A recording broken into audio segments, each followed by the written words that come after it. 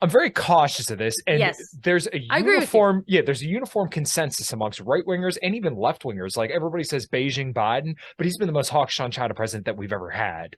Okay, there's a couple of things Sure. that I want to mention. Yeah. I agree with you. When I hear somebody talk about I agree with them, and then they're like, and China, because China, I'm like, oh, you're a Fed. Like, I get it now. I just feel like anybody who's with me all the way, and then they do that, I'm like, you are seriously working for the Rand It's Corporation. China and Israel. China and Israel are the two weak spots. What is up, everybody? My name is Kyle Matovcik. I am the host of the In Liberty and Health podcast, where we talk all things liberty, health, and wellness, and beyond. My hope is to encourage and spread the message of liberty and physical and mental well-being. I hope you enjoy all the topics we talk about with our guests. We're on all major streaming platforms, so please sit back, relax, and enjoy.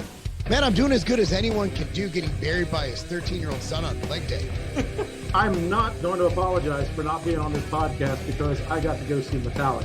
So if that's a problem, kiss my ass. Okay? All right. All right, everybody, this is In Liberty and Health, episode number 147, and I've been looking forward to having this conversation for a while. We have a lot of mutuals, and every single show I've seen her on, I've absolutely loved, and she just has this charismatic personality and presence about her. I could tell as soon as we first started talking. I am happy to share with everybody my conversation today with Monica Perez. How you doing? I'm great. How are you doing? I'm very happy to be here too. Yeah, well, I'm very, very well. And like I said, it's cool to finally kind of make this happen. So I don't want to go too deep on your introduction because I've heard you lay it out on different shows. And yes. I thought it was really cool that as a kid, you were pretty much steeped into libertarian literature. Do you kind of remember if, like, when you first got handed that literature, ever thinking like, hey, this is completely different than all the stuff that all the other kids are reading? Well, I remember reading Atlas Shrugged. At least I definitely read it more than once, but I read it in high school. And I remember my social studies teacher in 10th grade said, Monica, this is going to be on the test, so you should probably put Ayn Rand. Although they always mispronounce it. They say Ayn Rand. Put Ayn Rand away. And I thought that he didn't realize, but Atlas Shrugged is like this fat. Like even the even the paperback is just huge. And I have a first edition now, which I'm proud of. But although I think Ayn Rand was probably whatever. They say that she was Rothschild's mistress or something. So I really don't know what the point was of her, of like that psyop. That was a psyop. But I felt that it was very crystal clear and easy to understand, very straightforward. And I was happy later in life to find like stuff that was deeper, Rothbard and stuff that you would flesh it all out. Yeah, kids would totally make fun of me and the teachers hated me. And I grew up in New York. So I was, not only was I the only libertarian, there weren't even any Republicans. So then when I moved to Texas, I was like, oh, this is so great. Because I basically had never met a Republican before. So I went to Texas as an adult. And when I was there, I realized that Republicans are not libertarians. They're just voting for what they want, you know? And I was like, how could you vote for zoning? You know, they're like, because the airplanes make noise over my house. I was like, but you bought the house when it was under the flight zone and those airlines were, you know, that's outrageous. You just vote your own interest. They're like, that's what everybody does. So I was really out there but I was quite argumentative. And I remember, I think it was, this is really crazy. You'd probably be arrested today if people thought this way of you. But when we were studying the Civil War, the teacher made me the South. And everybody else was the North. We were doing a debate and I was the South. And I think, honestly, I feel like I won that one because I was right. I was like, why didn't they have the right to secede? Like the moral issues of what they were doing is a different question. And, you know, we could talk about that separately, but as far as secession goes, and then later I realized that I would think that the North was antagonizing the South with tariffs and stuff that were strategic and that punished the growers of cotton so if the South was trading with Britain or whatever, having strategic tariffs come down from the North could have just been, economic issues. So there were a lot of little issues, and they thought it was funny. But nowadays, I'm sure they would report me to mental health services for thinking I could take this out. And even when I moved to Atlanta, I was like, oh, finally, like, you understand, like, the deeper issues. They were just like, we don't talk about that. I was like, okay. Yeah, I kind of feel that when I talk to my coworkers, because I'll be 28 in literally 4 days, and I want to say by the time this airs, it'll probably be like 1 or 2 days. So, I kind of grew up as I always consider myself a libertarian, and I always consider myself more like Republican leaning because I'm a mechanic. My dad's a mechanic. I've worked in the automotive industry for 10 years. I mean, these are all like the most boomer con people in the world that you could meet. And it was always an interesting dichotomy for me when I talked to Trump supporters and try to tell them all the stuff that he did that was counter to their interests, and they just wouldn't have it. And it makes me scratch my head, but I see that, they do believe in what they believe in, but it really is just kind of, I hate this fucking term, but the duopoly, the Republicans and Democrats really have a hold on these people. Like, they're going to vote for one of those two no matter what. And it's upsetting that they won't consider anything else, and not saying that they necessarily should or shouldn't, but it's just interesting to see that people really are just one way or the other. And it seems to be kind of your experience too.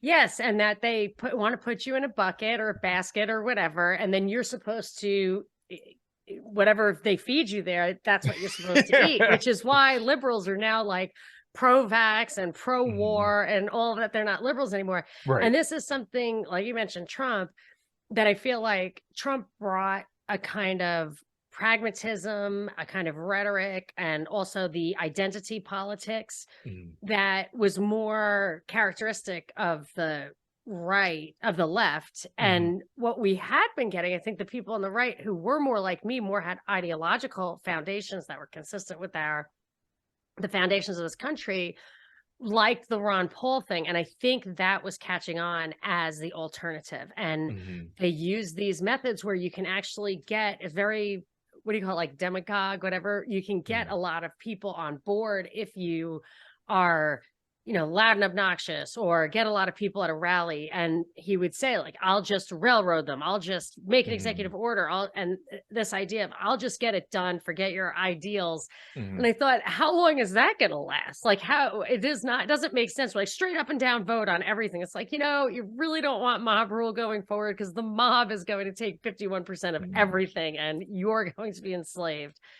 So I think he really changed any hope for ideology on, I guess I would call it the right, but really to me, it's the classical liberal kind of American experiment. Well, that's actually a really interesting way to look at it. And I kind of tossed this idea around. I really wanted to pick your brain at it too. The whole Trump phenomena almost seems like a psyop to me, because when you look at how he was and how he spoke, he literally sounded like Ron Paul before he got elected, calling out the interest rates, the bubble, the unemployment rates, like a lot of this stuff. I was like, holy shit, he's dead on. But then as soon as he gets in, everything flipped just like on a dime. And then the base was none the smarter. They didn't care. He went for all the drone strikes, gun control, spending. He did everything the deep state wanted, but they still put up a fight. And he was also, I mean, there were emails saying to Hillary Clinton that they literally wanted to prop him up.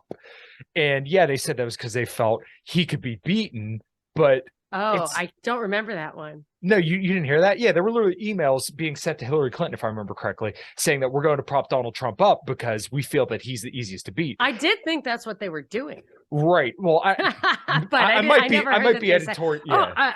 No, there were weird things going on, and there was definitely stuff with Zucker, who ran CNN, telling them to go easy on him. And I remember when I realized that he spent $0 on his campaign, Trump, that CNN framing him in a certain way, which was like, we're so scared of only that Republican, was another great way to get him to get Republican votes, because Republicans like, these are he's pissing off all the right people. People enjoyed that. They really like got some satisfaction out of that. But yeah, I feel like the biggest thing that he did, that if Hillary Clinton had been in there, there really would have been a riot. Really would have stormed the Capitol, which they did not. If she had done the like emergency order thing for COVID that would be completely gave the justification to the governors. Okay, you're taking this to a whole nother level that I actually haven't considered, but I really like it, and I think you're spot on, to be completely honest with you, because I don't think you could have got Republicans to obey those same commands out of Hillary Clinton. And that's not to say that Hillary Clinton and Trump are the same, because they're not. Let me make that clear. No, but also she's a chick. Like, they would have felt empowered. He was kind of imposing. I know that's weirdly psychological, but I feel like he was a patriarch kind of thing. And he told you to trust him, trust the plan, trust the plan. Told you to trust him and to trust that insanity, but people did it. And then look at, I always say this, like with the Republicans, they add so much to the debt. Like it's always, I've coined this phrase, the contrary law of democracy, that the thing that you fear the most has to come from your own party. So like if Republicans fear gun control, they're going to be hyper vigilant against Democrats. But if Trump slips in, take their guns away first and do due process later, it gets pushed down and people aren't that afraid. Same thing with the debt and the spending and everything. Get a Republican. I have a hashtag, it will take a Republican. Because that's how it works. And like the Democrats bring you the wars probably for the same reason. Yeah, that's all really, really interesting. And like I said, you're definitely taking it to another level that I haven't really considered before. I'm way down the rabbit hole. It's been many years since my Ayn Rand days. Yeah, no, I was just listening to you on Pete Conodis's show earlier today from May 2021. I think it was. He blows my mind. Yeah. I need another cycle with him because he's ever changing. Yeah. And you know what? Some people kind of criticize him for changing, but one thing that I like about him, and even you in this respect, and Buck, and all the people who kind of are taking a different look at things, is that I can appreciate the paleo libertarians and people who are saying we have to move beyond the non-aggression principle and property rights and preaching Rothbard and say, hey, this is an imperfect solution, but it's a solution nonetheless. A lot of libertarians that are just, LP no matter what, they lose this nuance. And I don't know where I fall. I've done 4 episodes with some of the greatest minds on strategy, and I still don't know where I fall, because it's like, what is the best path forward? Because none of the paths... strategy, people who are just good at strategy or political strategy? Just kind of like different people in the political game. So like, different routes, like going the Republican route or the Libertarian Party route. None of the strategies have worked so far. So it's like, okay, well, how do we know what's going to work going forward? I guess one thing that I'm thinking right now, because I really don't have a plan, it's very clear that what's happening is not working. It's very clear that there has to be, that it's not really about ideology, in that it's just, there's so much corruption and lies and all that it can't be about, I'm going to hang tight even though you're frozen. I feel like it's kind of post-ideological in a lot of ways, but I feel like a first step might be, like, I'm not going to abandon the non-aggression principle. I'm not going to say that there should be, like, if you're going to use the force of government, it should be anything beyond don't touch me or my stuff. Like, I feel like if you're going to jail people, it's got to be for touching other people's stuff or person. But I feel like we have this eclectic culture. We have this culture that is not, like, it's not homogeneous, whatever you call it. Like, it's just very diverse. Not just multicultural ethnically, but like we have all these different political theories, and you can't have conflicting political theories and still have values. I feel like the ultimate thing, and it's like what Ron Paul said about abortion. He said, I'm really not as worried about the laws as I am about the culture. So that the fact that people think that it's okay. And I feel the same way. I'm like, I look at religions and I think there's billions of people. I grew up in a pretty religious household.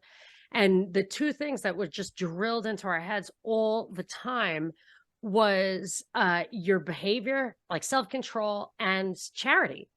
So that's just like laws and taxes. That's just everything that justifies government. And pretty much more than half the people in the world are religious. So you can't have it. You can't think that abortion is a moral good and that abortion is a moral bad at the same time in a society that legislates abortion and think that you're going to get a civilization that's moving forward. I mean, we move forward. Maybe we keep making money. Like if you know anything about the business cycle, like a company that gets in the beginning, the growth stage, it makes no money at all. Like it has zero revenue. It's building a business, and then it has revenue. And then I'm sure because probably have a firsthand knowledge of actual business. And then after you have the whole thing going, you can have a cash cow. You've got everything dialed in, who when you need a new roof, you've got everything cycled, and you can really concentrate on getting most throughput at the top line. And so you can have a cash cow, you can have a country throw off cash for a long time, long after it's no longer a workable model. And I don't like government to be thought of as a business, because it's not.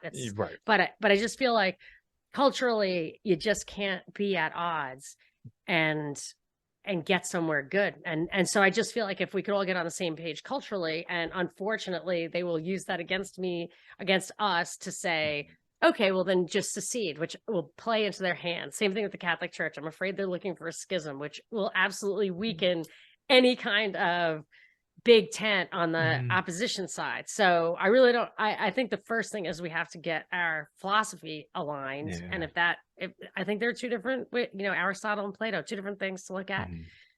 You can go on one side or the other, but I mean, just to have everybody in the same fighting, like, it's just not going to get, it's actually a perfect smoke and mirrors. So they keep taking the money, they keep spending the money, and nobody expects you to actually accomplish anything because everything's at odds. And then they just take it. I think they're just basically stealing it at this point. Right. I like that you brought up the culture part, especially with Ron Paul, because I really do feel abortion is a cultural issue, because I'm fervently pro-life, right? Now, the thing is, I believe in today's world, you will never get 100% people to agree that, life begins at conception. You could probably get everybody to agree at first trimester, and then after that is a flat out ban. I think you get most people there. And obviously there's going to be unreasonable people on both sides that are going to say one way or the other. But I think it's because we've told people that life isn't very meaningful, right? Yeah. And that kind of gets down to the level of, and also we've told people they're not responsible. So when you have sex with somebody, in my mind, you assume the risk that that's the outcome, too, right? Yeah. That's what I tell my kids. I'm like, it's fine, but I personally wouldn't want to have a baby with someone I didn't know. That when I woke up that morning, like I would avoid, like that's like my first pass. I'm like, and really, it should be just somebody you're going to have a lifelong relationship with. No, and that's how I have to think about it. And it's hard enough to raise kids in a loving home. I am stoked to tell you guys about the show's new sponsor. I am now working with MTS Nutrition, which is a brand that I've believed in for a very long time, and they run awesome sales and they have awesome products. So I want to tell you about their amazing protein powder, which you're going to ask me how many pounds I have of the protein powder, and the answer is all of them. So here I got red velvet cake, 25 grams of protein, and they have the amino acids and everything on there, 59 servings. Peanut butter fluff, Fluffernutter, 26 grams of protein, and then also the chocolate chip cookie, which literally has real pieces of chocolate chip cookie in there. So 27 grams of protein, 180. As I've talked about on the show, getting your protein in is very, very important. So make sure you hit that link below and purchase your protein powder through MTS Nutrition. Boom! Yeah. So it's outrageous to put somebody's life at risk like that. Their whole psyche forever. But am I would I want a law against premarital sex? Like I just, that would be kind of a crazy thing to have to execute. It's got to be a cultural responsibility where you teach people that, like, hey, when you do this, there is this potential that this could happen, and it is morally wrong to kill a life because you didn't want to take responsibility for that action. And people could say alcohol and stuff like that, but I mean, you still chose to drink. When it comes to rape and incest or the life of the mother, this is going to piss some people off, and I'm okay with that. I do believe there should be an exception, but it shouldn't be like, whoa, you're 8 months in after you got raped and then you abort the child. It's like, no, as soon as you realize that this happened, I mean, it wasn't your choice. Ron Paul said, advocates like a rape kit kind of thing. Like you go in and they try to get DNA and they just even for sanitary reasons, they'll like clean you up. So it would be good to try to get help. That's a tough one. I mean, I've read articles from people who were the children of rape. And I think, you know, ancestrally, there's probably a disproportionate number of people on earth who have descended from that. I can't, you know, it's just, I'm happy to say I don't have to, you know, I'm not in the position right now to have to make that call. Right. I probably, you know, I don't know, because for me, it would be probably hard to live with. And my first son had Down syndrome, and I'm really glad that I did not know that when I was pregnant, because I would not really probably be comfortable with the fact that I would have to have gone through that thought process. But I will say, like, the life of the mother thing, my mother used to say, like, the doctors are wrong a lot, you know, they don't really know. They tell you, but they don't really know. So, and I've had many people come up to me and say, I was told that my child would be severely handicapped and that I should get an abortion, and I didn't, and my child's normal. Yeah. Okay. So for those situations, so I'm not saying there should be a law, but I'm just saying, like, they throw these exceptions out. But first of all, why are we talking about that? Like, not why are we talking about that, but why is that where why is that the focus? Right. That's not what we're talking about. There's a Prop 1 in California. If you're in California, please vote no on Prop 1. It's basically infanticide, but it's you get to abort the child basically till right before birth. And, you know, let's talk about, is that I actually think it's more honest. You know, cultures that have infanticide, I mean, they're not arguing that it's not a human being. They don't have to negate the humanity of it. They are saying that, just like when colonial powers went into foreign countries and said indigenous people are not human, and they stand in the way of progress. They don't have souls because they're not baptized or whatever. So, and they stand in the way of progress. So we're sacrificing them and their rights. We won't treat them the same because we need to do this other thing. And that is like morally abhorrent to us now, but that's the exact same argument, you know, holds back women, or they're not human. You know, it's like, you can say that, but that's not what we're talking about. What we're talking about is it's not better for you. And the thing is, it's not even about the women who are getting the abortions. It's not really for them. They act like, I need this right and whatever. It's 100% feeding into some larger agenda. Right.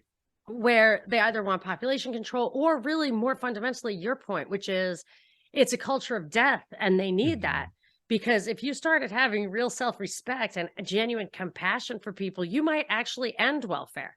You know, you might not vote for more welfare. Right. You might actually care about that person and not want your infrastructure subsidized. You might want some free time to help that person, or, you know what I mean? Like, that this structure is based on a morality that I don't think stands up to scrutiny. And, you know, I'm just sick of those arguments I just don't agree with them. And I feel like, I don't care who you vote for. We need to have honest conversations, a higher level of ethical discourse. Right. I'm actually really thankful for that pushback, because that's not pushback I've received, because normally I'm the one pushing back on pro-choice people. And I've just never heard that angle before. So I actually appreciate that. And that gives me a little bit more to kind of diddle on. I'm not a big fan of like legislating. I'm really, me neither. Heart is anarcho-capitalist, but we have to be able to talk about these things, because I mean, unless we're complete morons, and we're not morons, we're trained to be idiots. We're not, you know what I mean? TikTok is really melting their brains, but I think there's hope. Too long didn't read. Yeah, it's essentially the too long didn't read generation. Yes, exactly. But I watched soap operas when I was a kid. Like, I mean, I would watch till, you know, all night. I would watch TV. So my brain should be mush. I had fluoride in the water. I'm kind of happy because my teeth are super strong. But if anyone shouldn't be able to think, it's me, and I can think. So there is hope for them, but we just have to, I think, challenge. Yeah. I think a lot of the abortion conversation is kind of focused towards the left, strictly because the women are the largest voting bloc in America, right? I mean, and not only that, when you talk about student debt forgiveness as well, women actually hold 2/3 of student debt. Really? And, yes, you can actually look this up. I did a whole podcast on it. I called it the most sexist podcast ever. Great! To get people's attention. Yeah.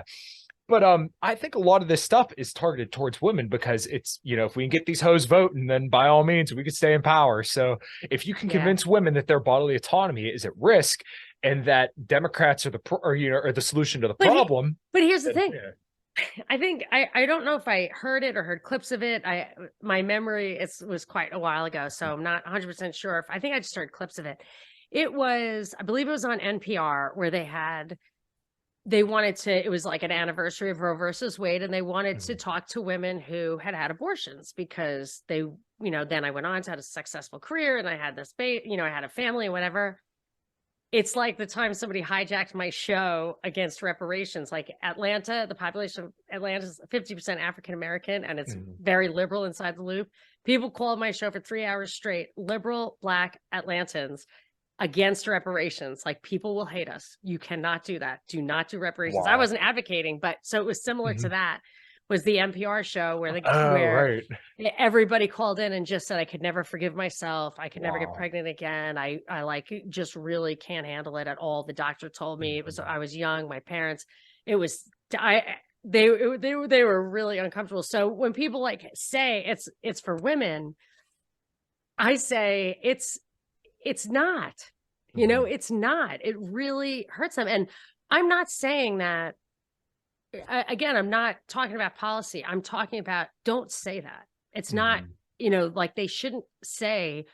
And then they took it to 11 and they got t-shirts that said, I had an abortion and I'm proud of it. Like, there's fucking t-shirts like that. It's a cultural thing for them. Right. And I'm like, you don't have to say something bad is good just because, you don't have to either push it or ban it. Like, you can, gay marriage, you don't have to make it so that Catholic charities or Catholic adoption agencies are forced to close their doors because they don't feel like they can give babies to gay couples. Like, let them just do what they want. You don't have to mandate everything. But having, so that I would say is like a maybe every libertarian I've ever talked to personally, maybe one exception, is pro-life.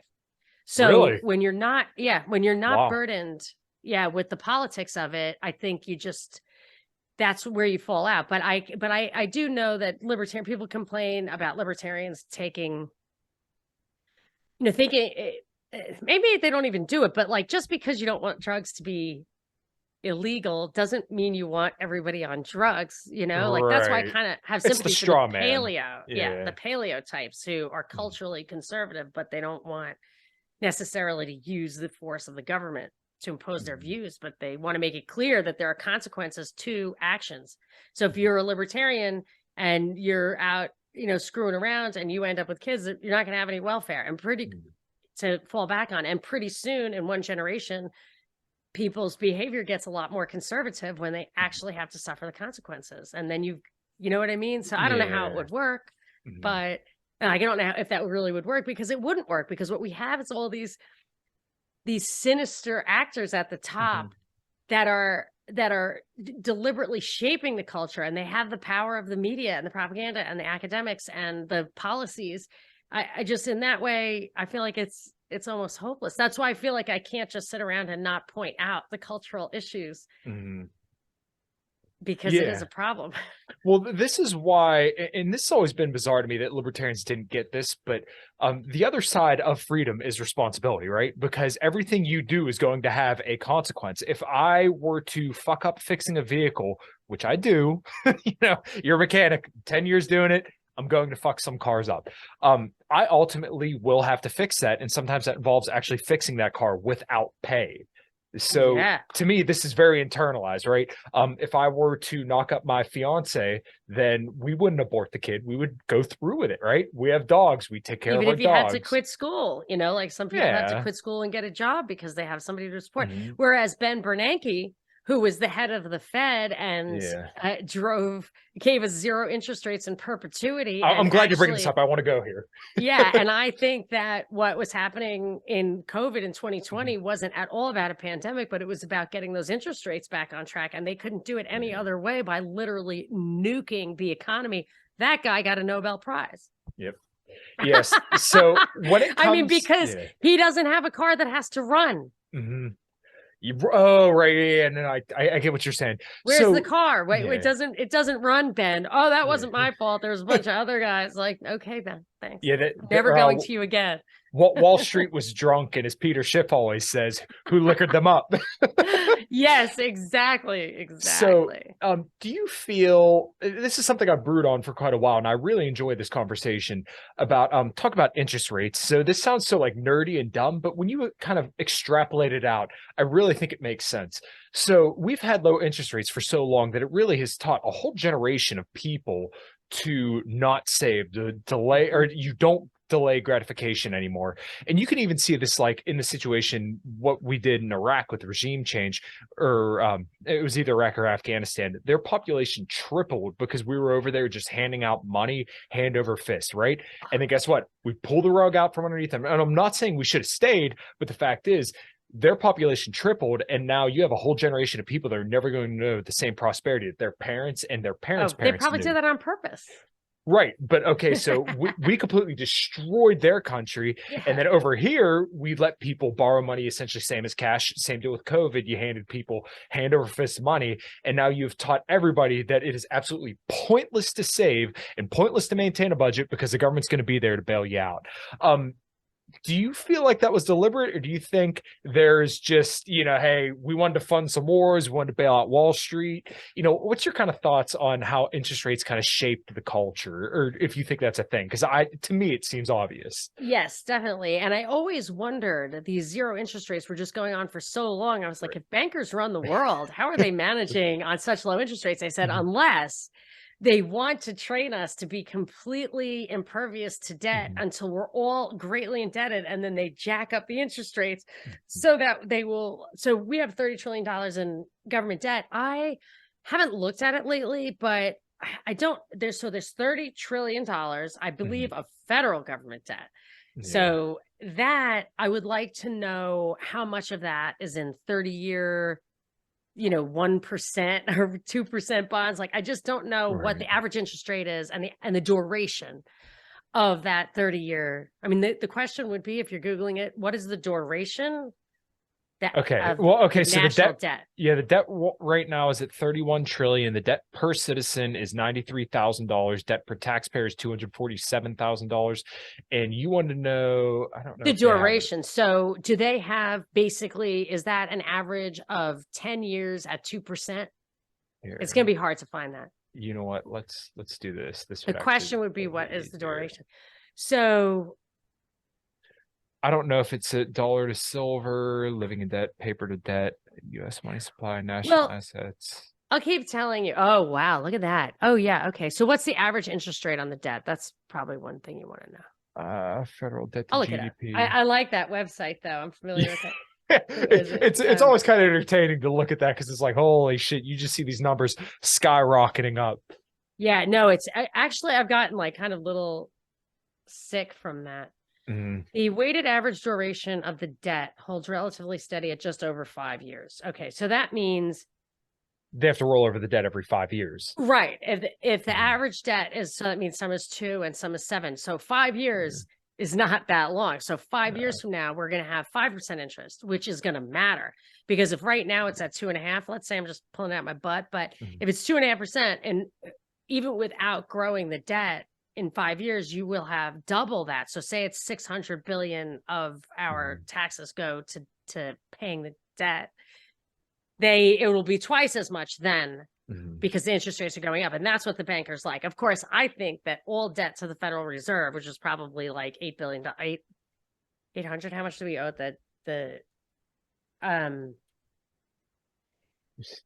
largest budget items, bank interest, U.S. total interest. So the Federal Reserve has is it 6 billion on its debt, or is it 6 trillion? I think it's 6 trillion. And I would say billions of dollars, not seasonally adjusted. It looks like it's $6 trillion. So I would say repudiate that debt immediately. So we do not owe that money to them. Yeah. And so that would bring the debt down to like 25 trillion. But so so we have all that debt, and yes, they trained us into it. Now, a lot of people, I guess, right now would go bankrupt. I hope. I did not get a 30-year, like 3% mortgage. I really wish I had, but a lot of people did, and that's great. I hope that they didn't get the adjustable rate. I didn't. But what I remember, you did? I got a 3.875 for 30 years. Fixed. Awesome. That's great. Mhm. So what I remember when I was first out of school and I had some school debt, which surprises me. I had credit card debt. So I had a need-based scholarship. So I didn't have that kind of debt, but I had a lot of credit card debt because I lived off of the credit cards in college. And you can just imagine how much interest that was. So it took me a long time to pay it off. And I remember a coworker of mine who was senior to me said, "You will not believe it when you roll over from paying interest to getting interest." Mm-hmm. And this was in the 90s. So I'm sure interest rates were normal. Yeah. And it was amazing because at the end of, I had more money at the end of the month, and boy, that will train you pretty quickly. So if you could get 7%, a CD for 7% right now, like I have had in my life, you'd want to. So like, then I would say, hey kids, save for your car. Don't get a 7% loan. That would be like shocking. And maybe it'll backfire a little bit because people will say, I'm trained now to not tolerate 7% debt. And I always wanted to be able to save some money. So maybe that'll help a little bit, but it's probably too late because the national debt, which cannot be repaid, has to be leading to some kind of collapse. I assume it'll be a CBDC thing, a central bank digital currency thing. I assume that's what they're doing to us. Yeah. I definitely think that's probably in the works as well. Yeah. Do you ever look at people when they say, oh, high interest rates are bad, like they were bragging about the low interest rates under Trump, and do you ever just kind of shake your head and say you have no idea what you're talking about? Well, I wondered, I just, the whole scheme, it all interrelates with everything, like the climate, the economy, infrastructure, spending, taxes, all of that stuff. When someone says sustainable to me, like sustainable, fractional reserve banking with this aggressive monetary policy is not sustainable, and it destabilizes the system. Yes. And then it gets people to overconsume complete crap, by the way, complete crap. And while they're overconsuming, so they get no benefit from overspending on a highway if they stay home. Right. And I know that sounds like there's no possible way that could really make a difference, but I've said this like a million times. The report from Iron Mountain states as an example from 1963 that they could run computer models then that would register the amount of change in the real estate prices in Lower Manhattan for a slight change in the draft law. So if they were making those connections, I can tell you infrastructure spending promotes transactions and it takes you away from being home.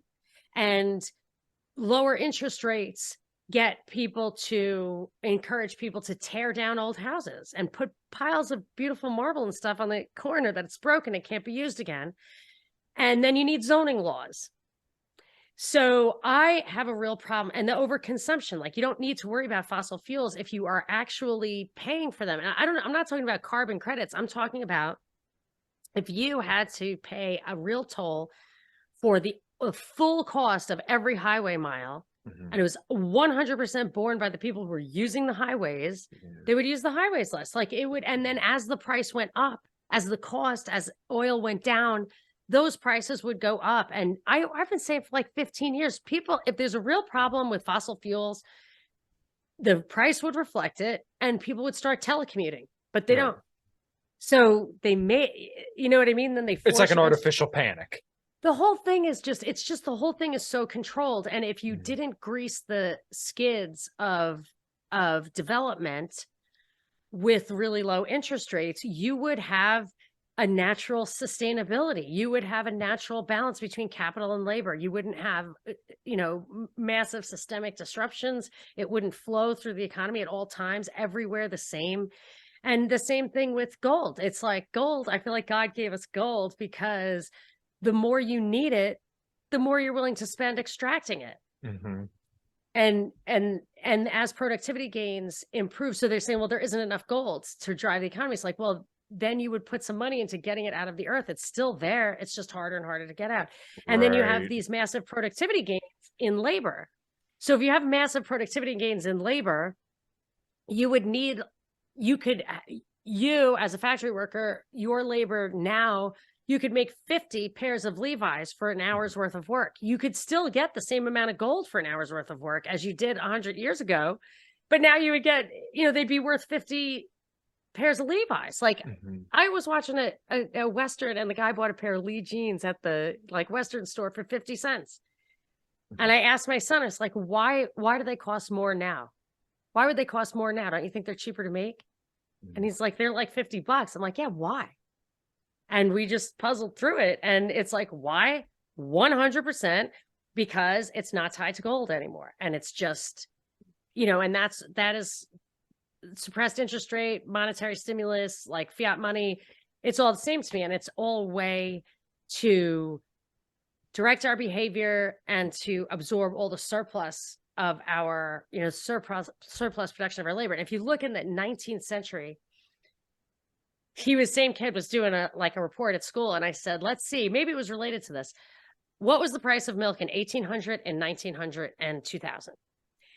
And I believe that the price of milk, it's very hard to find these stats. I don't want you to see it. I believe the price of a gallon of milk was lower in 1900 than it was in 1800, or lower in 1860 than it was in 1820, while the wage in real dollars was up.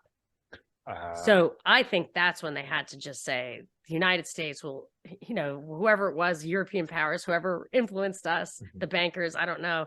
This is too much of an example of the power of liberty.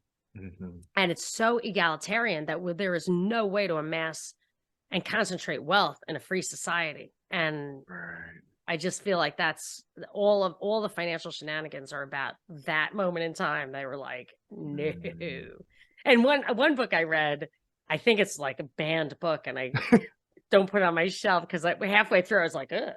But in the beginning, it was talked about how Bernard Baruch, or the people were okay, like some Western bankers were okay with Hitler, but when he started giving creating a coin that was worth 1 hour of work, and then everybody would just get this 1 hour of work coin, and it was very clear how much things cost, and they were using it. And then that was it.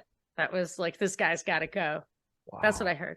Wow. That's actually really interesting. I've never heard that before. That literally it sounds like by the way you're describing it, every single time a nation kind of gets their money in check and they really start to prosper, that's when everybody says, all right, well, they fucked around enough. Now they're going to find out.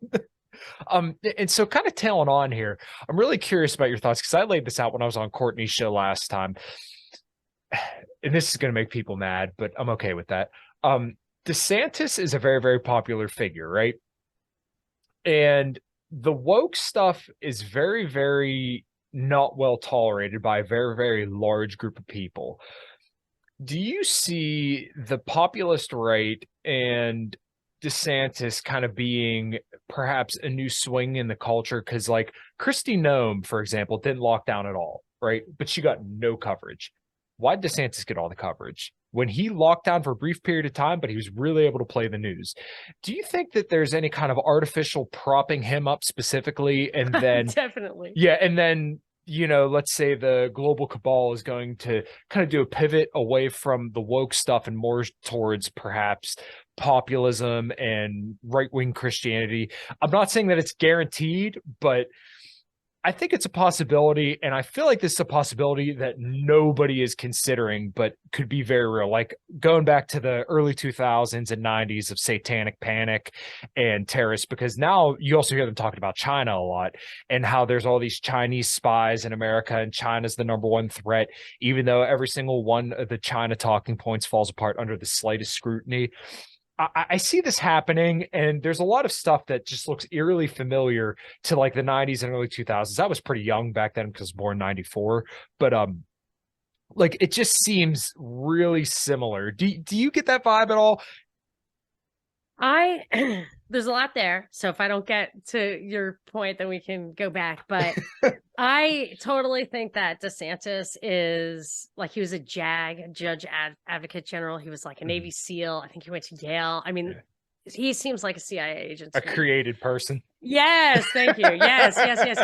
So to me, that's where he is. And like I say, I mean, I would rather somebody who tells me lies I want to hear and might have to deliver on one once in a while than somebody who laughs in my face and tells me, screw you. I don't want that either.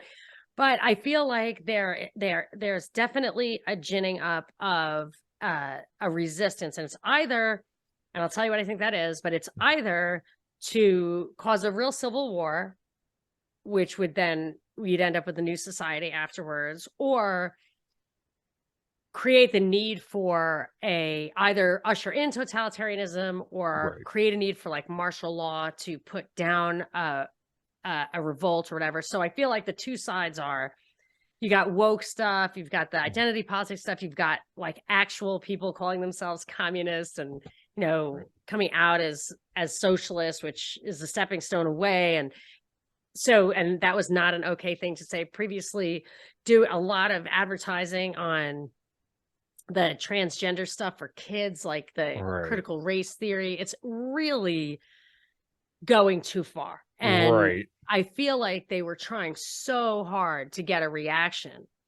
And that, what do they want the reaction for? The reaction is going to be like Pete Q said something. I don't know if he said it on air or off, and I think I keep quoting it, but I don't want to attribute it to him if he didn't say it on air, but he says this kind of stuff. Like, that's how, if Mama Bear is going to be mad if you start messing, she's totally wants to get along into soccer game, but once you're mutilating her children, she is going to want to scratch your eyes out. So you could get a lot of people to answer the call for a more radical right-wing thing. And then, so that could be like a fascism angle.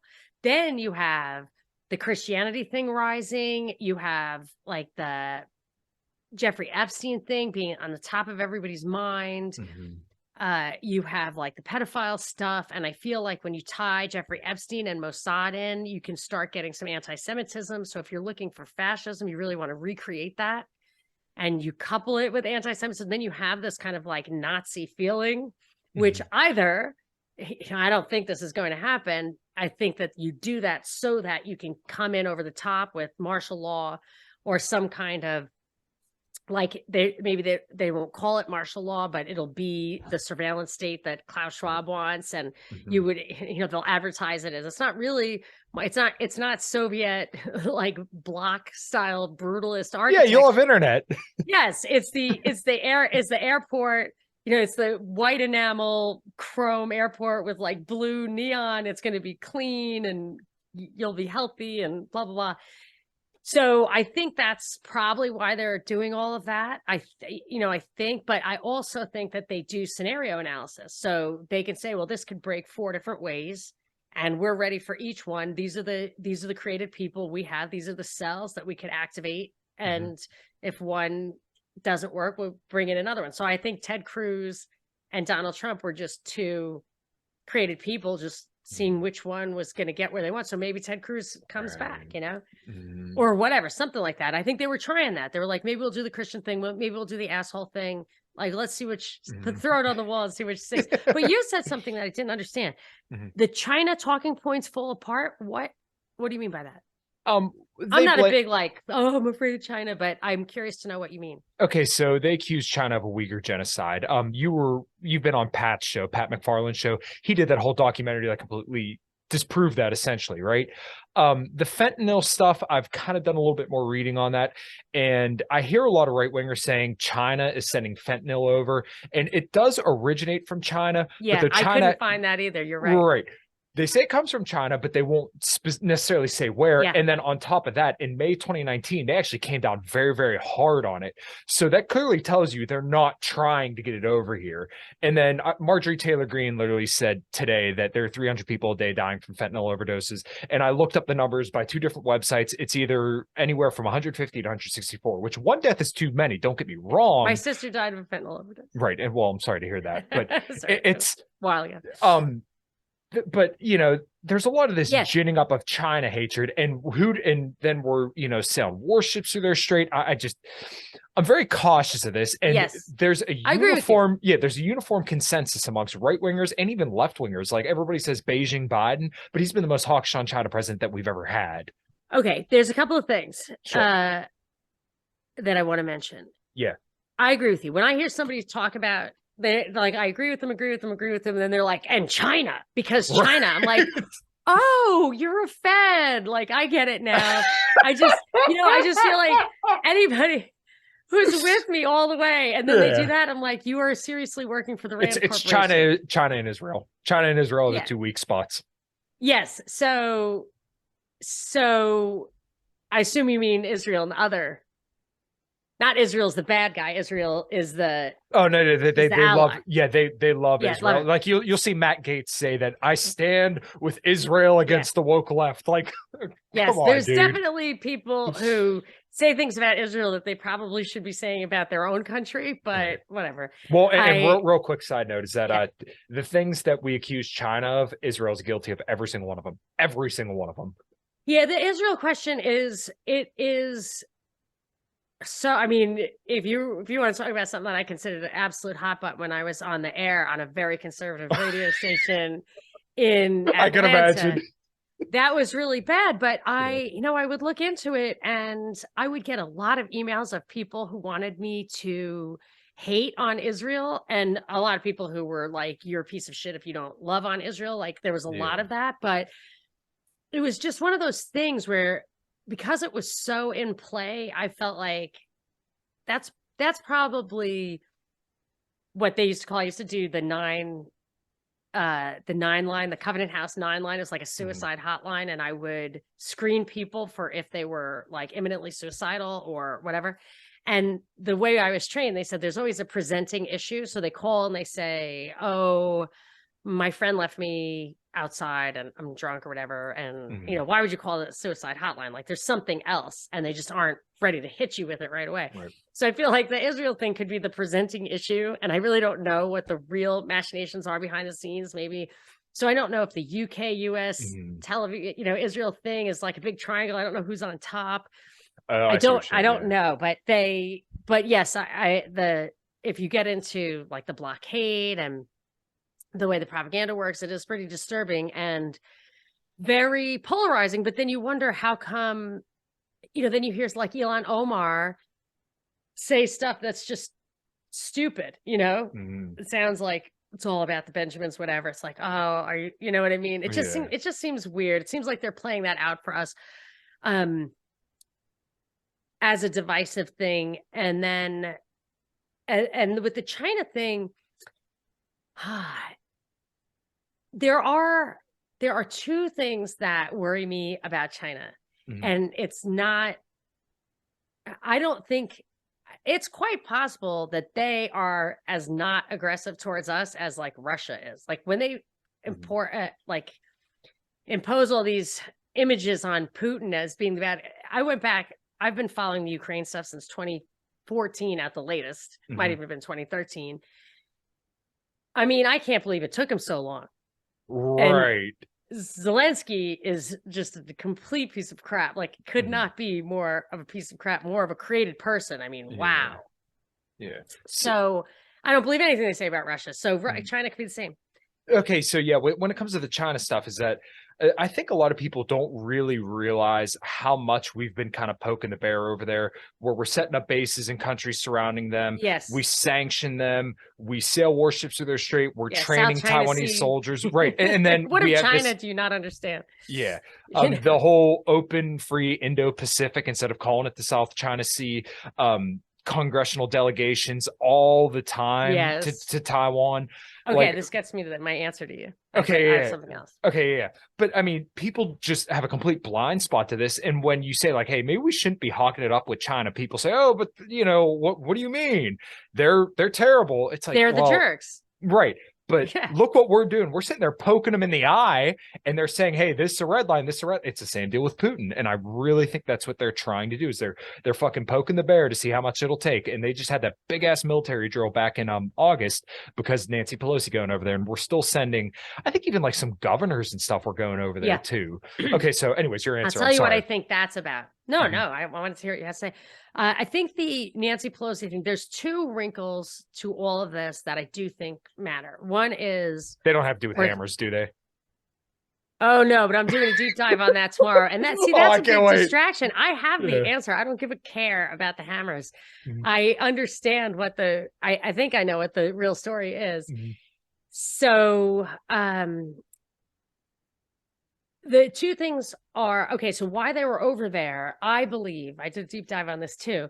I believe that they were over there cutting deals with the Taiwan Semiconductor Manufacturing Company because they just passed a law to bribe them to set up factories in the US and to not set up factories in China. And if you look at, and these rules are real. I think everything's fake, but these rules, what they are doing to keep these really high level chips out of China, they just do not. And it's hard to stop commerce like that. It's hard to stop. That's why drug trade and guns and stuff, it's so hard to control something.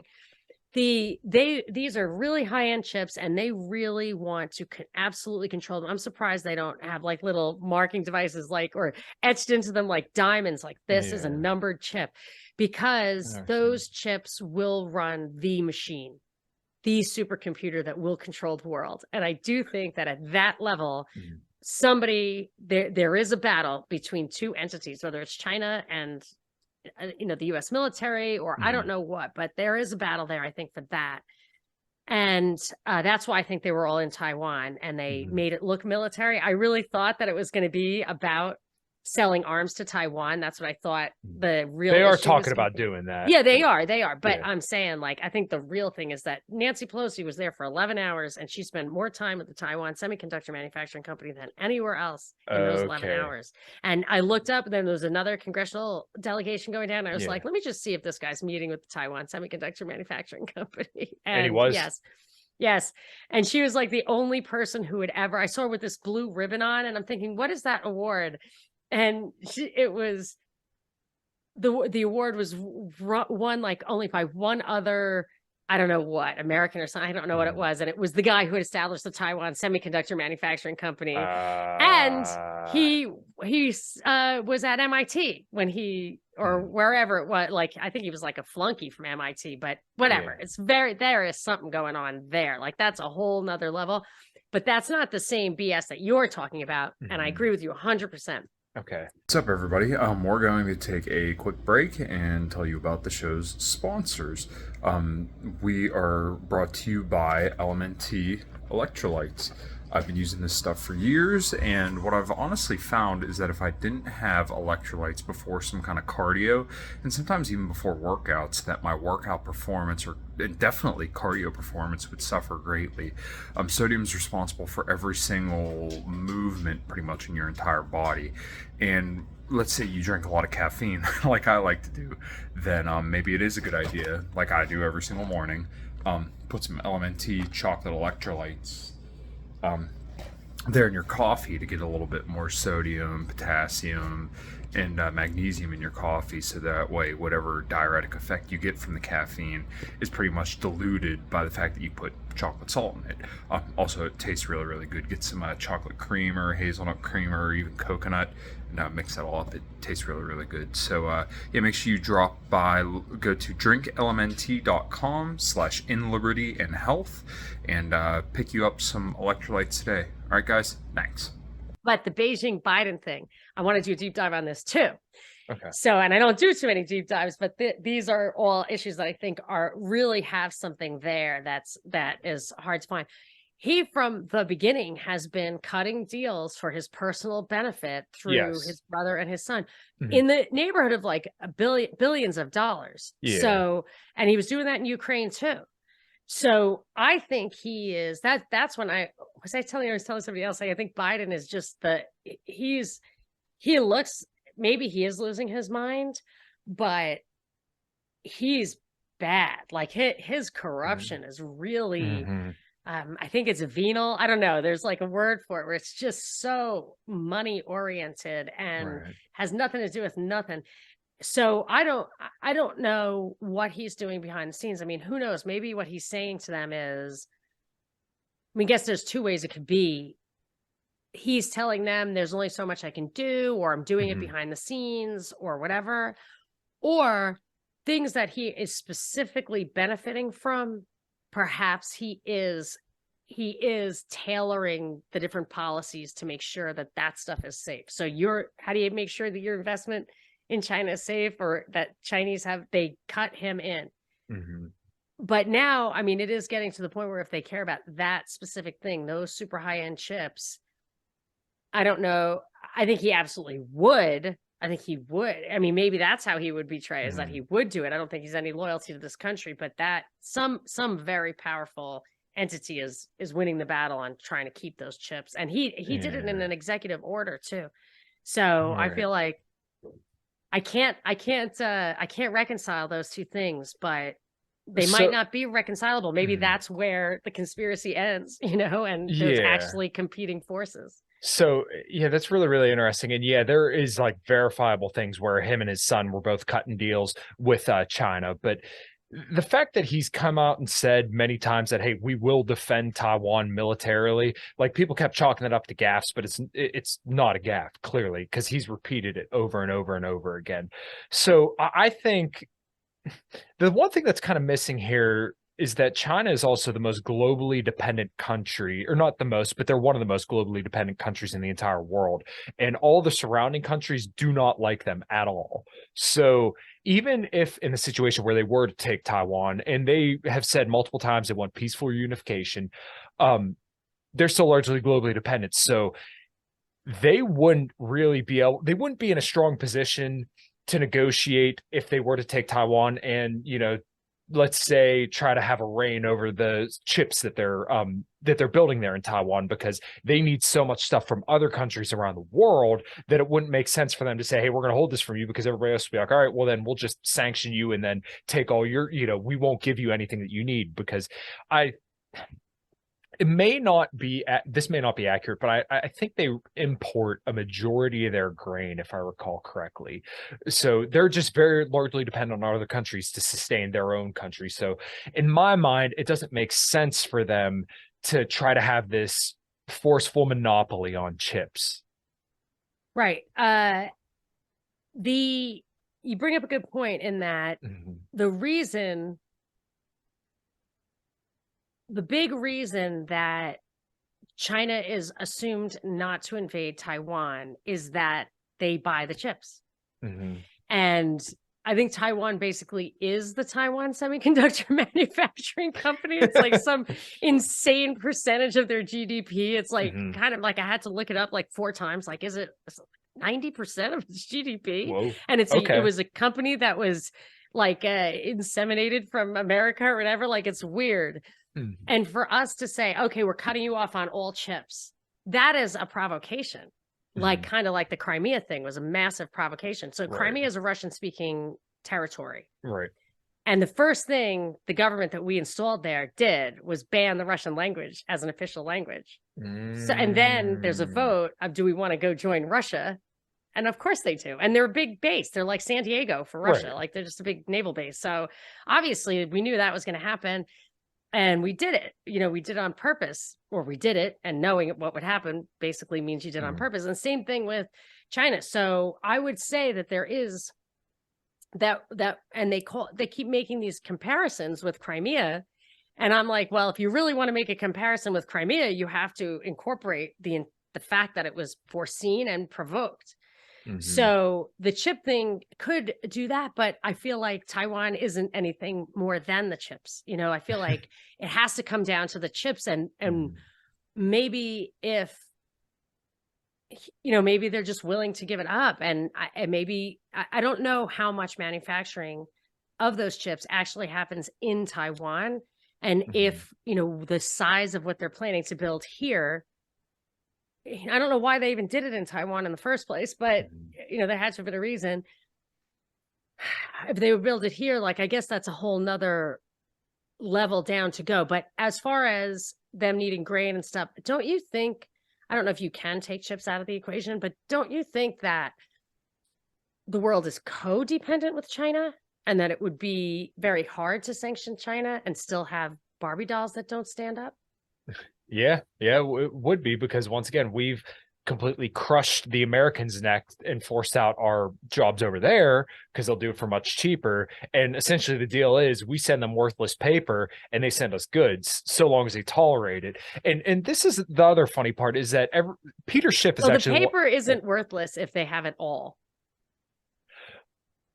Okay, because the paper is worthless as it gets inflated. But if they, if they have it all, they own everything, no matter what the number of commas is in it. Like, if they have enough of it, it is a problem for us. Okay, so this is getting a little bit beyond where I've dug, and I'm interested though, because this is something that I try to be as well versed on as possible. I don't believe China holds all of our debt. I'm sure they hold a decent. No. I'm not saying that. I'm just I like to stylize things so you can understand what we're talking about a little more easily. Yes. And you might be right. What can they do? Isn't that the famous like Kissinger thing or whoever said it? Like if you owe somebody 10% of what you're worth, it's a problem for you. If it's 10% of what they're worth, it's a problem for them or whatever. Oh, I see what you're saying. So if they own so much, you're right. Like if we collapse, they never get paid back, and that's probably bad. But I don't know how much.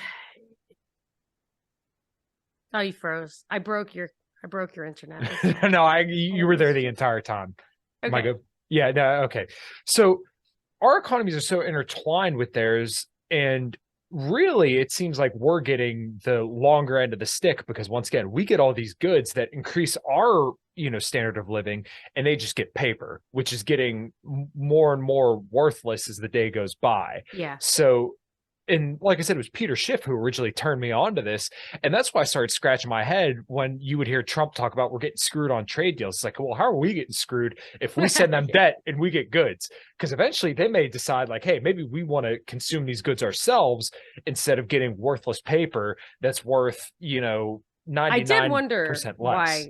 Why Trump was doing that. And now I feel like they're shutting down the world a little bit. That was foreshadowing to that. So do we think, like, to wrap that thought up? Sure. I'm curious. Like, I really want to put a point on it. So do we think that if China invaded Taiwan, the world would cut them off, and that would be possible, and it would hurt them? Is that what we're saying? I just don't think that China wants to do any kind of aggressive actions that would piss anybody off because they're largely dependent on the world. Okay. And so are we to a large degree, because once again, they depend on us for debt and then we depend on them for goods. So we're winning, they're losing. And so see, now I think you're reminding me of something that I started to think about. I'm not sure. I think it was like 6 months ago. It's just right before the Russia-Ukraine thing. It's so crazy how stuff just like pops into my head right before it happens. Like somebody's, I don't know what is going, I just feel like I'm smelling the brownies before the timer goes off. Like, I don't know, but there's something that I don't think it's my senses of premonition or whatever, but I was starting to think, are they big teeth they? So let's define that. I used to say the queen, the queen, the pope, or the president. No. Who made the decision that like Russia couldn't use SWIFT? Was that like the State Department? Who makes that decision? Congress, executive order, like, right? Didn't they cut him out of SWIFT? Yeah. Do you know what I'm talking about? Like they're not allowed to use the clearing house. So whoever did that, let's say that's they knew that would accelerate a Russia-China alliance centered around like a parallel banking system or like an alternative banking system. So they did that knowing that I'm assuming whoever cut them off of SWIFT is the most powerful entity in the West. And I think that entity at one point thought it could be the most powerful entity in the world. And once it realized it couldn't, it said, okay, well, now we have competition from the other side. Not only can we not dominate them, they might dominate us.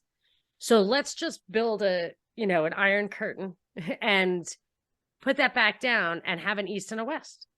And so I really feel like that is actually what that was about. And if China knows that India, Russia isn't going to care, Russia's going to know if Taiwan's a provocation, Russia's going to know, you know, and they're going to be on their side. And Russia has a lot of grain, right. You know, and if they get some of Ukraine. Oh, I see where you're going. So, and then they'll have this big semiconductor factory. Interesting. Yeah. Right? And then they'll really invade Taiwan and then they'll have a semiconductor factory.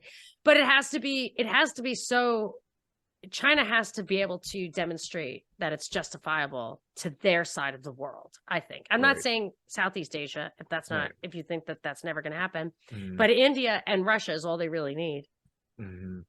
Wow. And some people say they have Brazil and South Africa. I'm not sure I believe that, but yeah, I'm not sure I believe Brazil. Yeah. I think we're establishing regional hegemony here. Yeah, that's super like meta. Holy shit.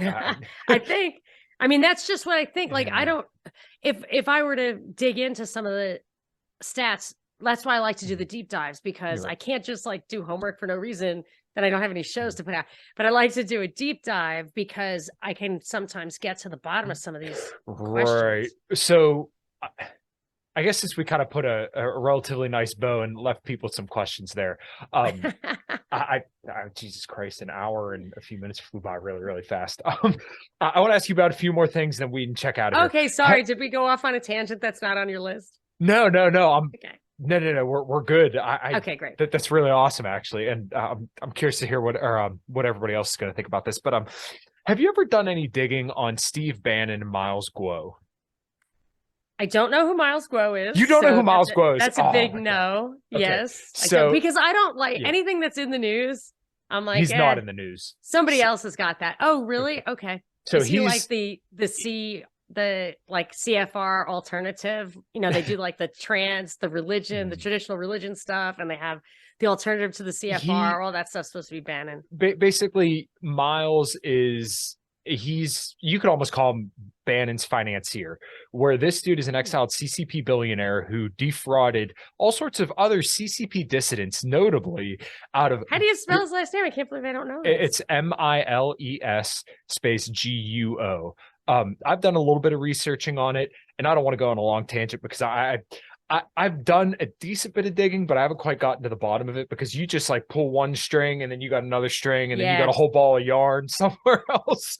But basically, this dude is an exiled CCP billionaire who defrauded different CCP billionaires, like different hedge fund managers over in China, out of billions of dollars. And then he defrauded a whole bunch of people with a cryptocurrency, and he was running a network, like a TV network over here, and agreed to pay the SEC like $459 million.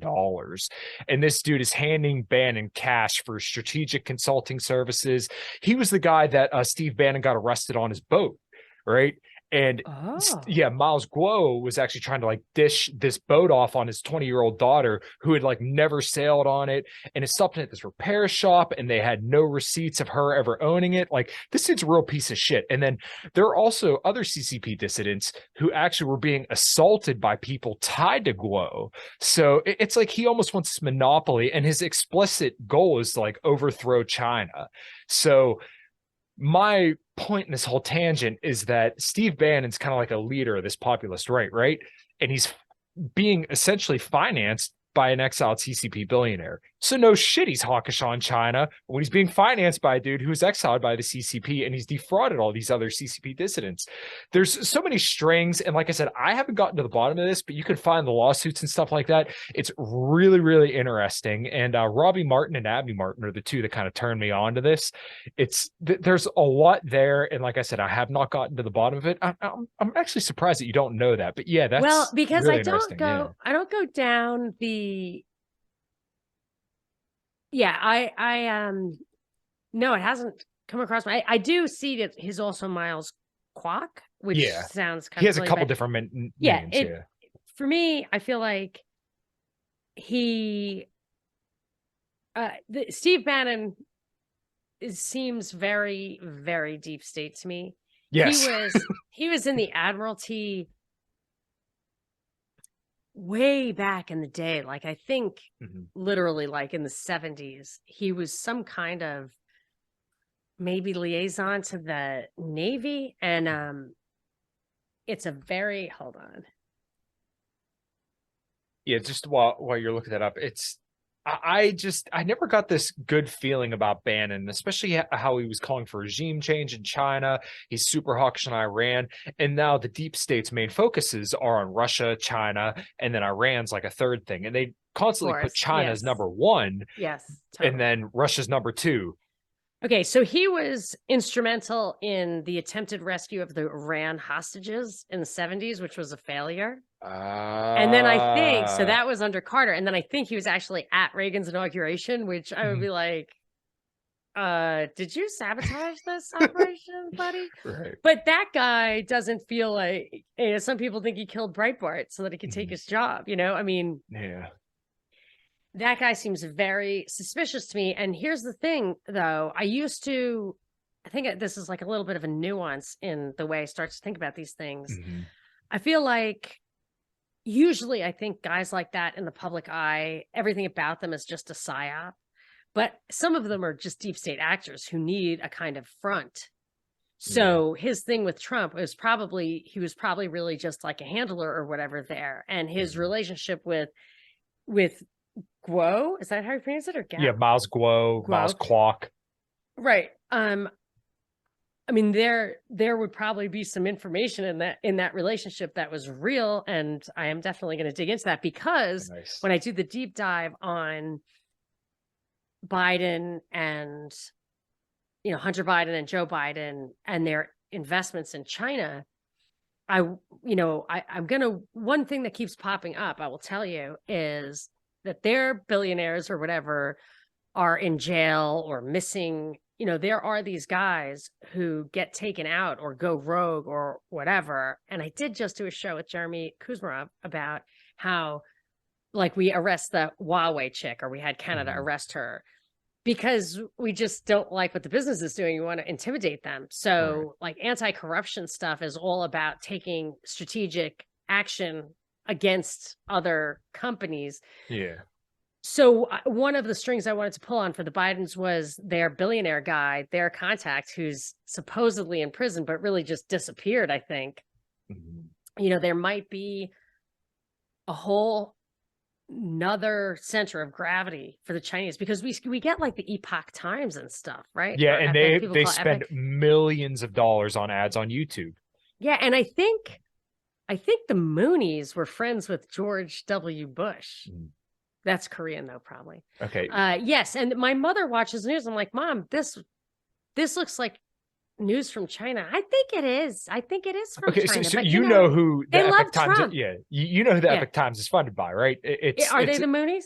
No, it's essentially the Falun Gong. Right. The cult over in China, and they have all those ties with New Tang Dynasty. Pat covered that all in his documentary, and they're all, once again, very, very hawkish on China, and they claim that they have no ties to Falun Gong or New Tang Dynasty, but like their YouTube addresses and all their TV addresses, all the shit's like exactly the same. Like it's NTD.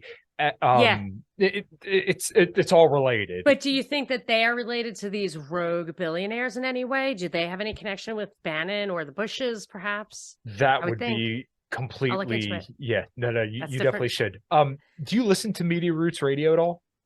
I do not listen to other podcasts. Oh my God! Because I'm afraid I will repeat what they're saying, and I don't want that. B, I find it difficult to use that kind of thing as a source.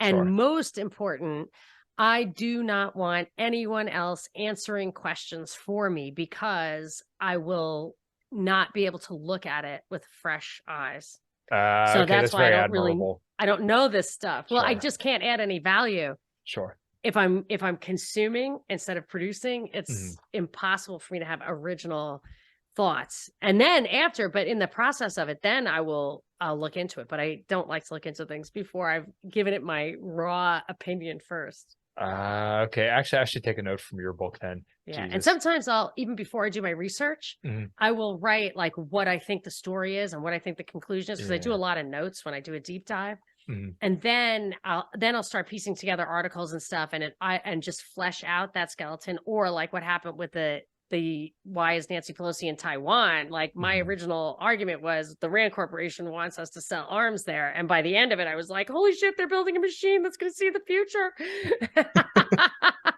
Nice. All right. Yes.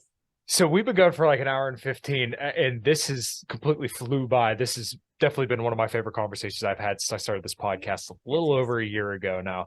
I got a couple questions to ask you if you don't have anything else to add. No, that's great. Okay. What does liberty look like to you?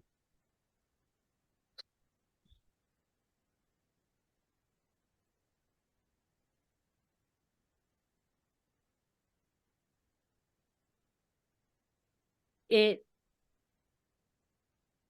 is warm.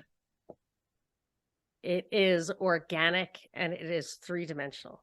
That's all I can tell you. It's like a beating heart. Wow. That is probably one of the shortest answers I've got to that question, and definitely one of the like deepest without saying most much. abstract. Well, you said, what does it look like? And I'm trying to visualize it. Sure. I'm giving you some visuals. Yeah. So, and I just looked into my soul and I thought, where would I, what do I see when I imagine liberty? Because it's not just freedom. It's self-actualization of the human. Wow. And you have to have structure and life to really enjoy what I think is a definition of liberty that's worthy of man. Wow. Hell yeah. I like that answer a lot. What does health look like to you? Health. I know. I was wondering if you were going to give me a lesson. Oh my gosh. Health. I feel like health is freedom from corruption. I feel like it's like original sin. Non-health is like original sin, that it's visited upon us, but that the natural state, the pure, I have a son who has Down syndrome. When they say, when, you go to heaven, you're perfect, you're in your perfect body and everything like that. And I always wonder, does that mean he's not going to have Down syndrome anymore? Because isn't he just perfect the way he is? But I feel like that state of being, that's health, and we can kind of achieve it. I think that we actually have this great ability to achieve it. And it's so great. Like our desire for liberty is so great that it takes all that propaganda to push the desire for liberty away, to corrupt our natural thinking about that. They have to give us chemtrails and shoot us up with stuff and mess with our minds and just lock us into rooms with screens, just all in an effort to erode our health, which is just trying to get out. Just like liberty, it's just always trying to get out. And just like Down syndrome, like you can't eradicate it. It will come back. Even if they abort every kid with Down syndrome, they will come back because you can't get ahead of it. They're just there. They're born that way. I feel that way about liberty, and I feel like health is just a really organic thing that needs to be corrupted. So that's why when people are not well, the first thing I ask them is like, what are you doing? What are you consuming? Like, get rid of the alcohol, get rid of the caffeine, if you have to get rid of the sugar, get rid of, all of that stuff, chemicals, whatever, sleep, like restore your true self. And I think that's health. Nice. All right, Monica, this has been an absolutely fantastic conversation. I seriously cannot wait to share this with everybody. That's so great. Have fun. Where can everybody find you? Thank you for asking. I am Monica Perez. I like to tweet. I like to communicate with people who tweet at me. So I try to answer every single tweet every single night. So I'm at Monica Perez Show. And if you want to listen to my podcast, it's Deep Dives with Monica Perez on your favorite podcasting platform. I also have a website, monicasdeepdives.com, where I have my show notes, but I have deep dives like what we've been talking about, but I also have buddy dives like this. So if you want to give me the file, I would love to share it with my listeners. Absolutely. And then I also have dive masters. So somebody who really, if I'm interviewing somebody about something they really know, they'll be a dive master. But so I try to offer variety 3 times a week, just like you. And yes, and I love to chat. So at Monica Perez Show. Nice. All right. Well, hopefully everybody gets Why don't you tell about yourself? So if it goes into my feed, people will know. Okay. Well, my name is Kyle Matovcik. I'm the host of the In Liberty and Health podcast. I play guitar for a band called A Common Crown. And I like to lift heavy stuff and also advocate people to become better people. So, you can find me at KYLEMATOVCIK on Twitter, the In Liberty and Health podcast on all major audio podcatchers, and the band A Common Crown everywhere you could find music. And if anybody ever needs tips about health, feel free to check out the podcast and shoot me any questions. I'm on Facebook and Twitter, mostly active on Twitter, though. What's your Twitter handle again? KYLEMATOVCIK. It's my name spelled out. Fantastic. Awesome. Thank you so much for having me. That was really fun. Yeah, no, I completely agree. So we'll definitely do it again sometime. This, like I said, it was awesome. Perfect. Thank you so much.